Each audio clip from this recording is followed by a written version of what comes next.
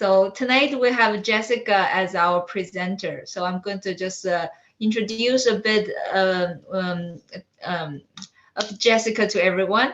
Jessica Woodright is an Australian Canadian who was raised in Australia and is a certified human rights consultant. She is a devoted wife and a mother who is rich in culture and spirituality. Seeing that there was a great need in the field of mental health and addictions, Jessica decided to go back to school and is working towards her diploma in addictions recovery support for youth and families in Toronto. She has a passion for social justice and human rights and has been advocating for various human rights issues both locally and globally for the past 3 years. So let's welcome Jessica. Here's Jessica, everyone. Hi, Welcome. everyone. Welcome, everyone. Everyone who's new to these workshops, welcome to the Resilient Community Workshops. Wow, what a wonderful, warm welcome, Angela. Thank you so much for having me. So tonight we'll be looking at the very relevant connection between politics and mental health. I want to be clear that I know that specific political issues can be triggering for some people, so I intend to focus on the mental health effects that result from talking about or being involved in any way with political issues. I want this to be a safe space for people to share their stories or opinions without being judged, while keeping the focus on the topic of mental health and wellness. Feel free to chime in whenever you want throughout the workshop. It's an interactive workshop, so your voice is welcome anytime, okay? So just you can put up your hand or just give a little shout. It's all good. All right, so slide. I'm just gonna start. So yeah, I found this quote by Albus Dumbledore. He was a very wise wizard. Some of you may have heard of him. And he said, happiness can be found even in the darkest of times, if one only remembers to turn on the light. And I found that very relevant to the world today. When we look at politics, it can be very dark. And sometimes we stay away from politics because we don't want that darkness in our lives. So sometimes we can be the light. So yeah. Slide. So I'm going to start with a question for everyone. Okay. Yep. Okay. So I'll just run through these quickly. The purpose of today's workshop is to spread awareness about the impacts politics have on mental health and well-being, to teach mitigation tools to protect against the harsh world of politics, and to facilitate a healthy balance between self-care and political involvement. And now I'm going to start with a question for everyone here.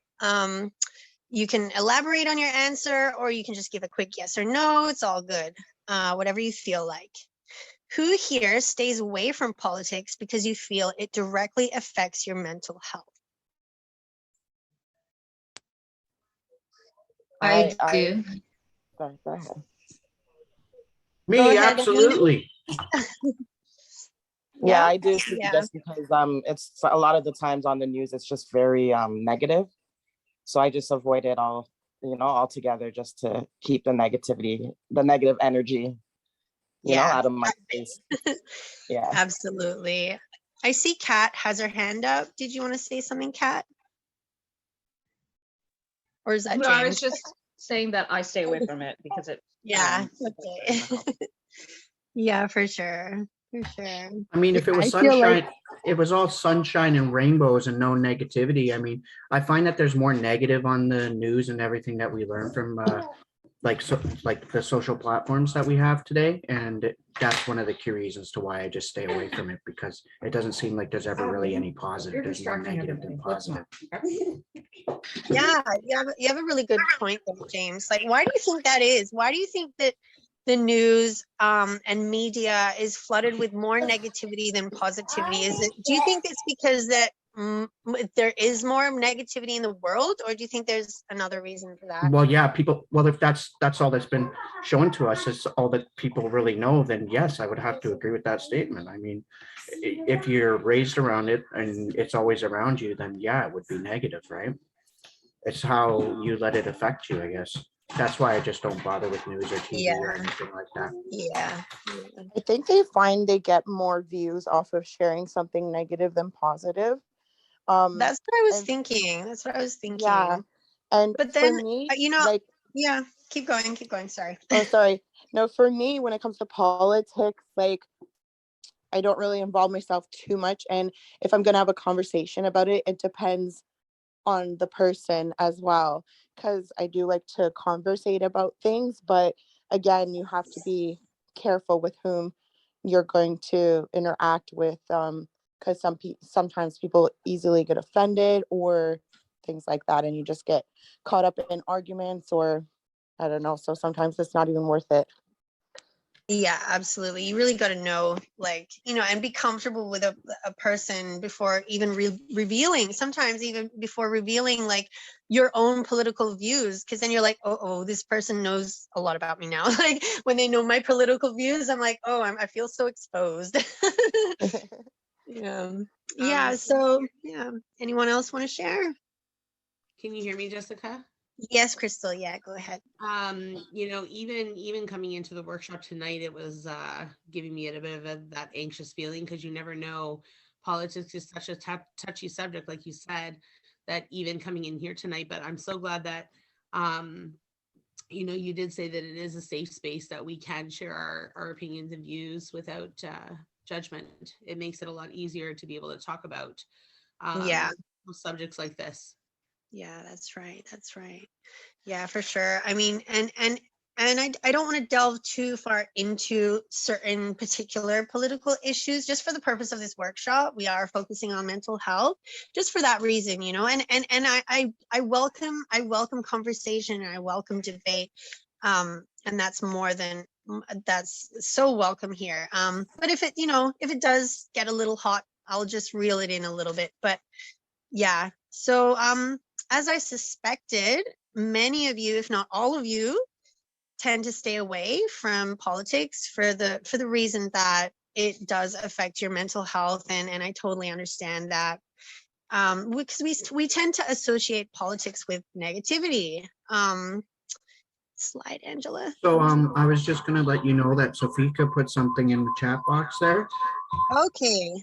And it says, I stay away from it because I don't think I'm educated about the certain topics. Okay. Yeah, that makes sense too. Yeah. Yeah, the political and social climate of recent years has caused more people to experience symptoms such as stress, depression, anxiety, mental illness, and more. Slide. We struggle to cope with the influx of information in the news and the political divide in our society and even in our own relationships. So I'm just gonna share a little story with you guys about my own personal relationship with politics, and how I got into politics myself. For many years, I too stayed away from the world of politics, just like you guys, because I didn't want any negativity in my life. However, I found myself immersed in politics about 3 years ago when I was introduced to the social media platform called Twitter, which most of you probably have heard of. Is there anyone here who doesn't know about Twitter? I didn't think so. So just for you guys listening at home, in case you don't know, Twitter is basically just a platform where people publicly share their thoughts and feelings about whatever, anything.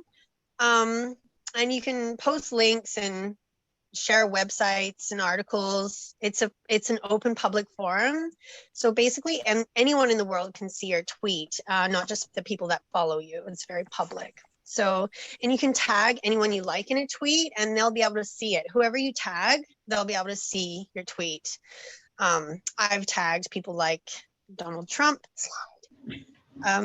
Justin Trudeau, Australian Prime Minister Scott Morrison, UK Prime Minister Boris Johnson, slide, and many more prominent leaders and politicians who, of course, never respond because usually my tweets are, let's just use the phrase constructive criticism here. I'm not gonna, criticize them too much, but basically that was what I was doing. So as you can imagine, Twitter is an excellent tool to use to get your word out, especially if you get a significant base of followers of like-minded people who can then share your tweets to a wider audience. It's really useful. Anyway, I'm not here to promote Twitter. I just wanted to share how it was that I found myself very deeply into politics, because when I discovered Twitter, I discovered a whole world, which I was aware of before, but I didn't know too much about because that was the world I stayed away from because it was too depressing. And I didn't want any negativity in my life, remember? So, but Twitter really opened my eyes to the world of human rights. Slide, please. Through Twitter, I discovered the atrocities that have and still very much are occurring throughout the world that we normally don't hear about on mainstream media. And my eyes were open to the horrific human rights violations that continue to occur across the globe, even in our own backyard, here in Canada, even in Ontario. So, I tweeted and I tweeted. I began to do my own research. I read books, I shared articles, and I used Twitter as my platform for speaking out for those whose voices couldn't be heard or were silenced. I became a digital warrior. And some of these issues I was speaking about were so sensitive that I had to use an alias in order to protect myself and my family.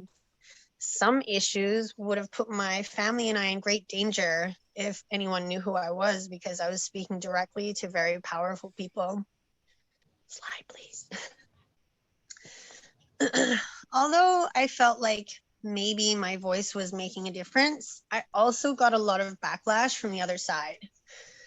And, when you get a lot of backlash, you begin to doubt your efforts, and you begin to feel hopeless or useless, and that maybe your one little voice isn't enough.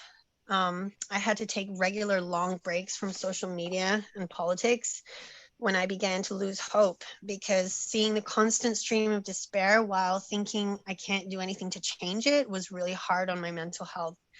I was traumatized by what I knew was happening in the world, and I became depressed because I felt so small. I felt like an ant trying to fight a lion. I was torn. Do I continue to speak out for the oppressed and fight beside them for the rights they've been denied at the expense of my mental health? Or do I sit back and take care of myself, knowing that I could be making a difference in an unjust world? What would you do? Any suggestions, any thoughts?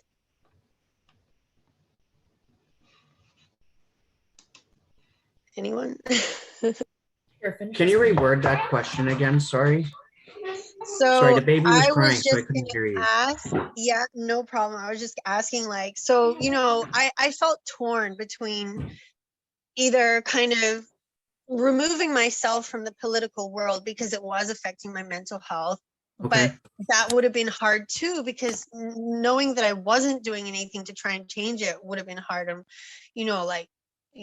I would always think, oh God, I could be doing something. It's kind of a conundrum there. So Well, what would you do if you feel in that so sense, it takes passionate about? one. Yeah. Well, I mean, if you feel passionate about it, it's not something that's really going to affect your mental health. If anything, it would be something that would push you and motivate you. And the fact that things aren't happening fast enough, I think that would be the main determinant there. I mean, it takes one person to make a movement, right?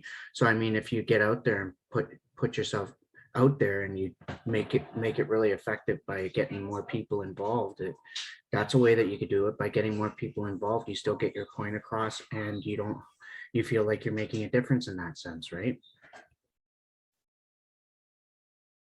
Yeah, I see what you mean for sure. Yeah, absolutely. To me, I think everything should be in moderation. Let's say exercise, workout is good for you, and I would advocate for people who just work out more often and do physical activities more often. And then if all we do every day is just work out, then there's no like a learning to development in other areas, then Yeah. that's not a balanced lifestyle neither. Mhm.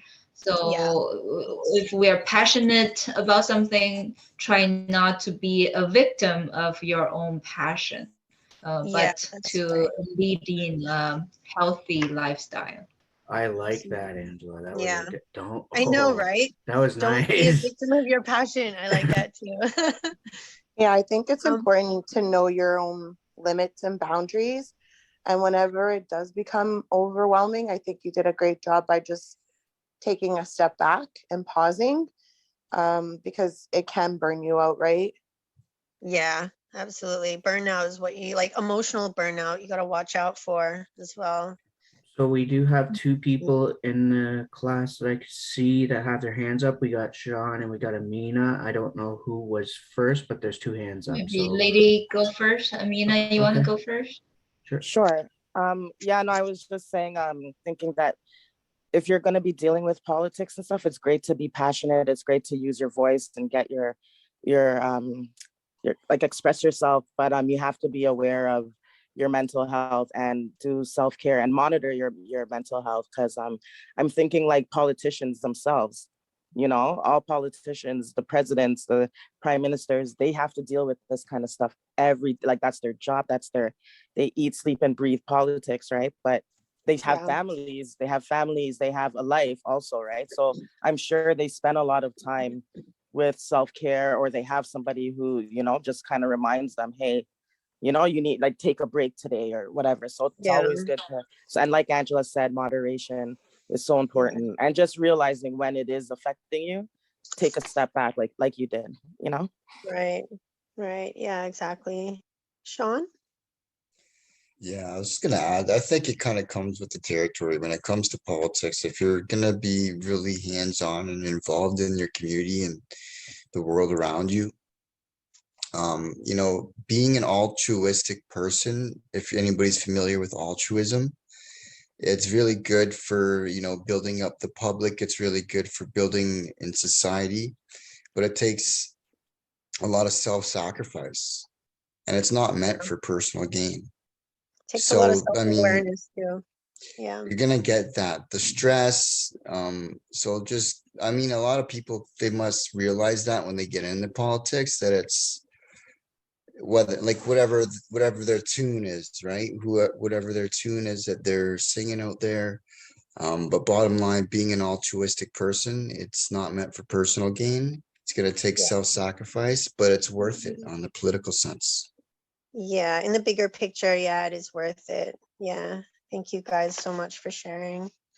Um, yeah, if anyone else wants to share or yeah, it's a very difficult position, when you find yourself in when you realize that there's so much suffering in the world, because the more you learn about what's happening, the more you want change, and the more you want change, the more you realize that you have to actively work for change to happen. You have to advocate, um, spread awareness, educate, campaign, protest, donate, even write letters to your local MPs, and be constantly aware of your own actions and how your own actions impact the people around you. Fighting to change laws and legislation is the best way to make change. So it's hard to attempt to make the world a better place when, unless you really familiarize yourself with the political world. Slide, please.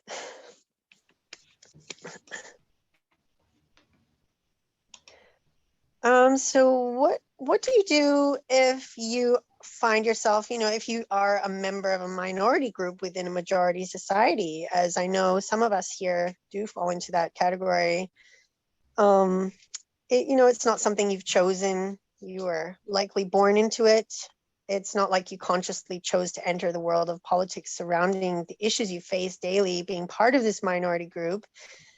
But you still feel the issues and the possible discrimination, systemic racism, oppression that are present in your life, whether you like it or not, as a result of being part of a minority group. You can't escape it, just like the generations before you. It's painful because it's personal and it's affected your family, your community, and you all may be suffering from the intergenerational trauma as a result. As you know, everyone deals with their trauma differently. Some people may suppress it, deny it, try to ignore it, turn it into something else, or use unhealthy coping mechanisms to deal with the pain. Others may dive right into politics to try and change things and make it better for future generations. As we saw in Tuesday's workshop about intergenerational trauma slide, it can be a vicious cycle of pain and harm, which, as you know, left untreated, will continue on and on. The cycle needs to be broken for all involved to heal. So, as digital warriors, advocators, and fighters for human rights, we need to be aware of intergenerational trauma and how it affects our friends, neighbors, communities, and societies, so that we can all contribute to the healing of those who suffer from it. But at the same time, we need to take care of ourselves because, as I said, if you're unprepared, the political world can be detrimental to your mental health. I think Angela mentioned that finding a healthy balance between political involvement and mental and emotional stability is important, but it can be hard. If you're finding that politics and social media is causing immense stress, anxiety, or depression, then you need to take a step back. Yeah, For the and yeah, for the set the time limit, right? yeah. Is that is that meaning like if you were to like set a time limit that you would put towards that specific thing that you're trying to raise awareness to, and don't like Angela said, let it kind of consume you in a sense, I guess. Well, yeah, exactly. Personal time limit. Sorry. Yeah, like a Okay. personal. Okay, so like Angela was saying, you don't want to drown in it, right? You don't want it to overcome you. You don't want to live it and breathe. Like you can live it and breathe it, but don't let it you don't want to drown in it. Do your So own thing. I hear you. just to take care of your own mental health and as part of your self-care regime. Okay. You can try to set a time limit, maybe a certain length of time each day to be Okay. on social media or be involved in political issues. Yes. So that you're not, because when I was involved in it, it was like I was doing it in every spare moment I had. And like I became overwhelmed. So then I started to just say, okay, I just want to spend half an hour on it every day. And that made a huge difference. Okay. Thank you. No worries. It also helps to find a particular place to do it.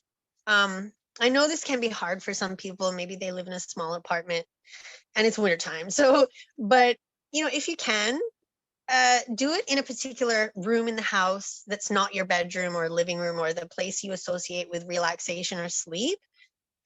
Just so that you can separate the politics from your personal life. Do you know what I mean? That can also help. Yeah. That would be don't bring the work life home kind of motto. Yeah. Yeah, exactly. Okay. Exactly the same kind of thing. Also, pick your battles. Yeah, pick your battles. Be wise to your choice of battle. Because you can't win every fight. Pick those that you feel passionate about, but don't become overwhelmed trying to save everyone in every single issue. So I can speak from experience. I was like, oh my God, like I'm so passionate about like this community. I want to help them. But then I'm like, well, what about this one? Like, what about these ones over here? Like, oh my God, like I wish I could just give all of myself to get, so and then you're gonna become very burnt out very quickly. So just, I was gonna pick the say with ones closest to helping, your heart. I Yeah. was gonna say with all that, you helping everyone and giving yourself all the way, where's the time for Jessica? Right. And that's what I'm saying. You need to give yourself time, care, and love. If you're going to put yourself out there and help others, you got to take care of yourself first, because otherwise there won't be any of yourself left to give. Yeah. Understood. That's a good. Yeah. So, because you don't want to burn out mentally, you'll burn out mentally and emotionally, not just mentally. The emotional burnout is real too. Be careful, and I know Janie mentioned this too, and this is one of my points too. Really good point there, Janie.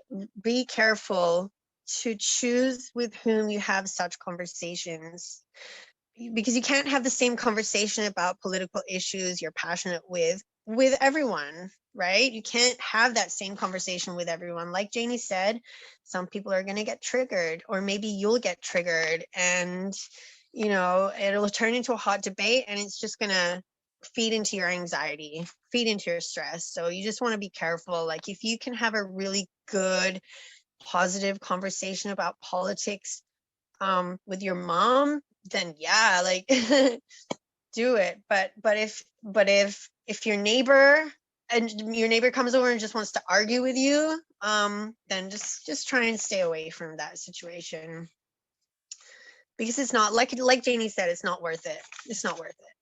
Your mental health is more important than trying to put your message across or trying to convince others, whatever the case may be. Yeah. So yeah, everyone, your mental health is the most important thing, because if you don't keep on top of your mental health, your mental well-being, and your overall well-being, then like I said before, there won't be anything left to give and help others. So you just put yourself first. The couple more things: agree to disagree. So in that situation where you do find yourself in a hot conversation or a hot debate, just, sometimes it's better just to agree to disagree. Keep an open mind and try and see others' points of view. See where they're coming from, and be understanding to, maybe they're coming from an opposing point of view from you because they've had different life experiences. You always just have to be aware of everyone else's life experiences. Yeah. So does anyone else have anything to add? The floor is open to debate, conversation, whatever you would like. Ooh, such a hot topic. Oh, politics and mental health. Go figure. So when you started doing this at the beginning, did you actually notice that when you were actually, like, as you say, digital warrior, I'm assuming that was a reflection of what you were thinking of yourself. That's what I'm getting from it. Is how do you feel that it affected you mentally in the long run, and how did you catch it? Like, you know what I mean? That where you're talking about that point of burnout and stuff. Can you give me a little bit on that? Yeah. So like in general, I really liked how I really, in general, like in the beginning at least, and still understanding my position and what I was intending to do, it made me feel good, because it made me feel like I had a purpose in life, which was to be a voice for those whose voices were silenced, and that was my purpose, and that was what I was focusing on.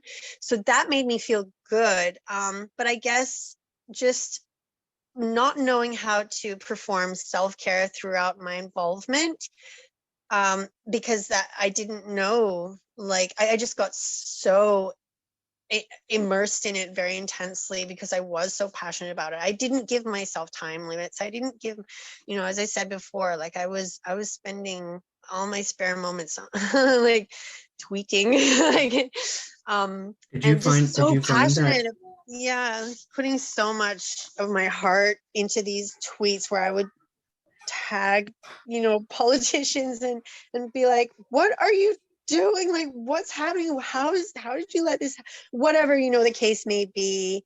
There was certain issues that I was really, really passionate about, and just, like, it must yeah, be an so awesome feeling to know that you were part of something that was so much bigger than yourself.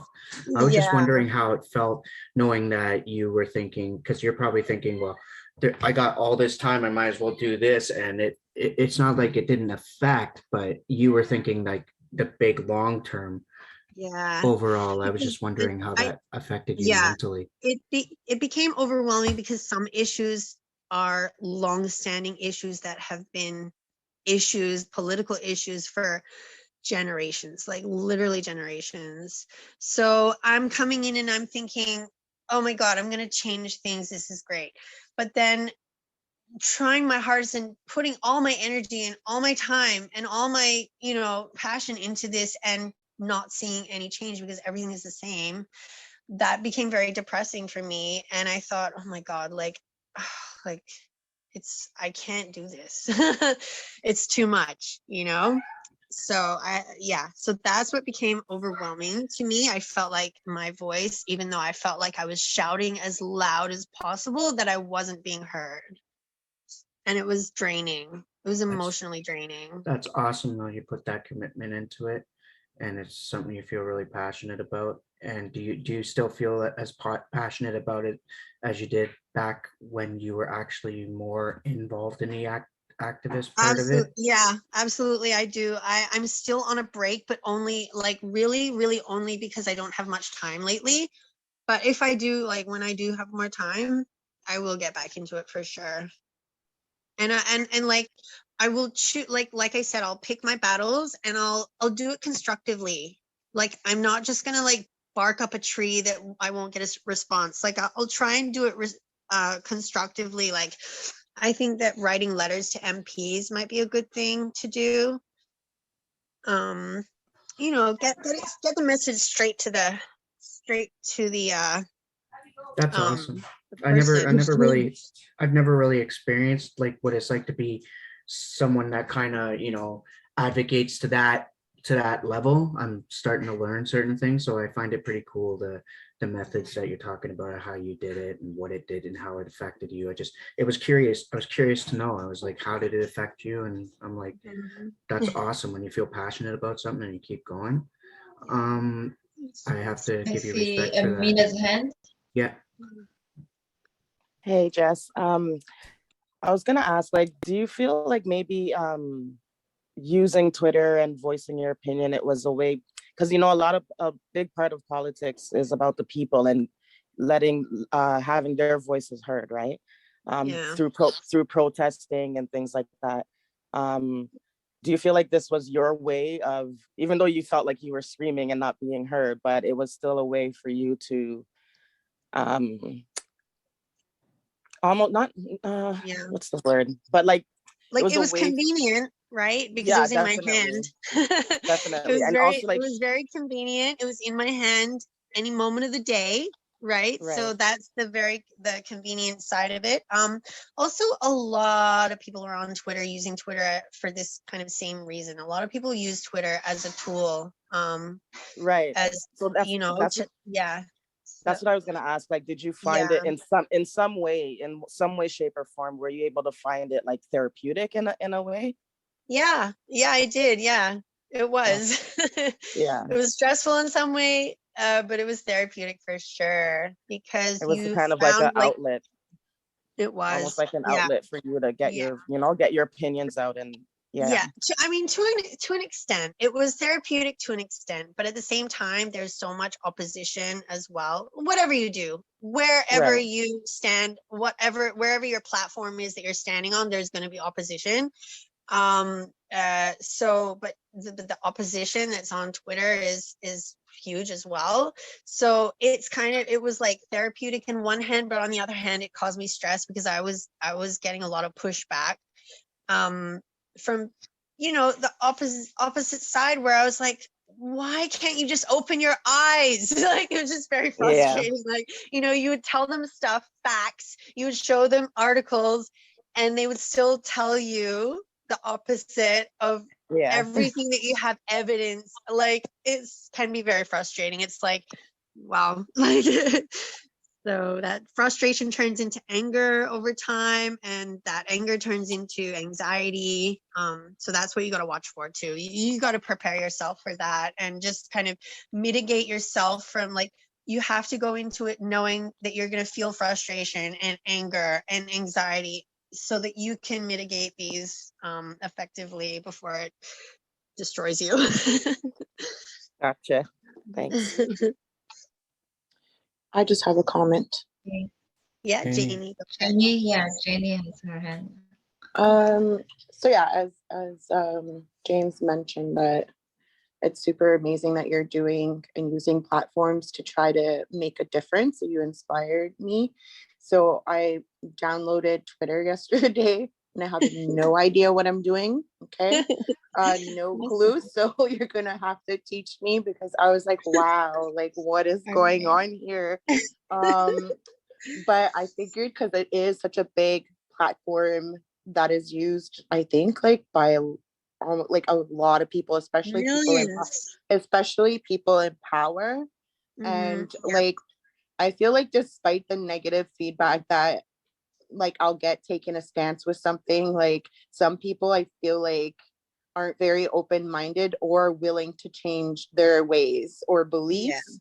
And you just got to keep pushing forward with your That's initiative, with your beliefs. And but I think what you're doing is amazing, and I definitely learned some tools, you know, beforehand, like from what you've gone through, and just being self-aware of, you know, the impacts mentally that I may be exposed to.